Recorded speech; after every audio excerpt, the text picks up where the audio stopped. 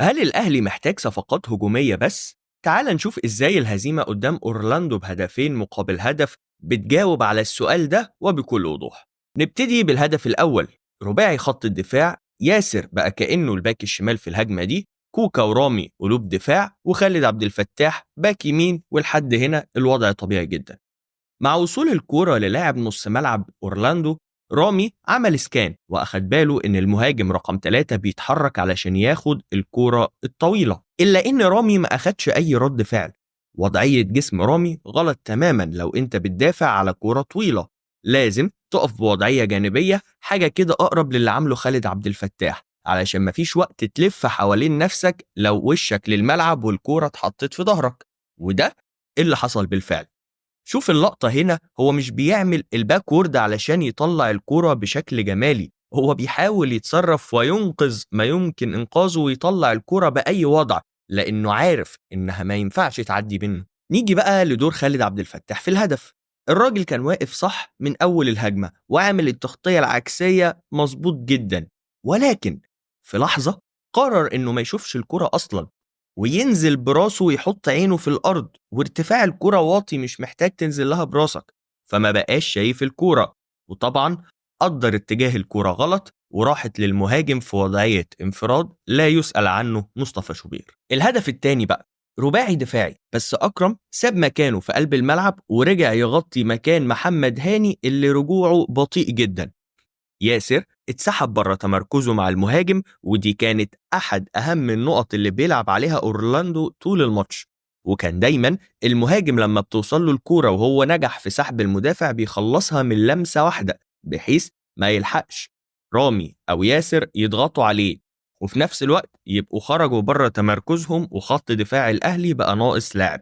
أقرب اتنين للكرة هنا هم أكرم وهاني، وبرغم إن في 5 لعيبة من الأهلي حوالين لاعب أورلاندو، إلا إن التمركز السيء وإن أكرم ساب مكانه في قلب الملعب ونزل يغطي على محمد هاني خلى في وقت ومساحة مع لاعب أورلاندو ياخد الكورة ويستلم ويقرر براحته. نتيجة الموقف أكرم اندفع وساب التغطية اللي كان عاملها مكان محمد هاني، لأن برضه في نفس الوقت اللاعب اللي هيستلم ده لو كان هاني رجع مكانه كان هيبقى مسؤولية أكرم، فهنا قرر يطلع يقابله وياخد مخاطرة غير محسوبة. طبعا نتيجتها ان جناح اورلاندو بقى فاضي تماما على طرف الملعب. وبص كده على تمركز لعيبة الاهلي الدفاعي، حاجة عشوائية للغاية.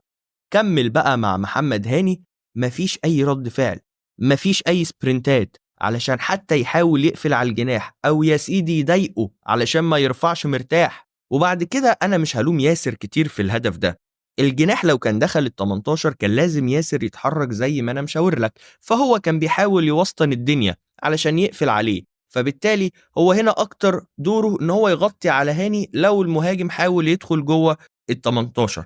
فحكمي على تمركزه انه صحيح. عينك بقى على رامي ربيعة. المفروض ان المهاجم مسؤولية رامي قولا واحدا، ولكن بص معايا، الراجل ما بيبصش غير على الكورة.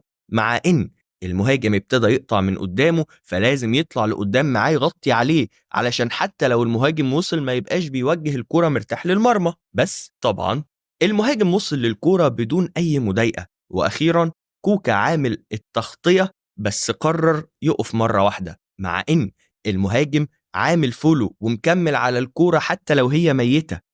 ولو تفتكروا ده نفس اللي حصل بالظبط في هدف بلوزداد في الأهلي في مباراة الجزائر. في الحقيقة الأهلي وصل وهدد وضيع، ولكن خد ريال مدريد في وضعها الحالي كمثال، هجوم ناري وحلول في وسط الملعب الهجومي يعني زي ما انت عايز تقول، لكن بدون ارتكاز قوي وبدون خط دفاع قوي. الفريق بيعاني.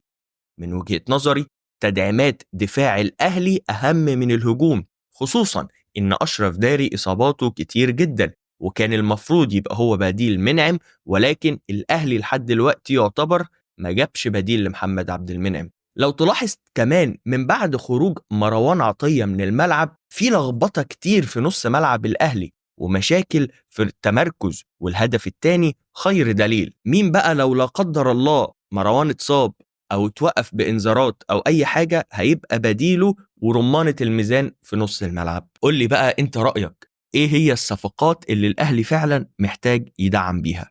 أشكرك لو وصلت لحد هنا، وما تنساش اللايك والسبسكرايب والشير.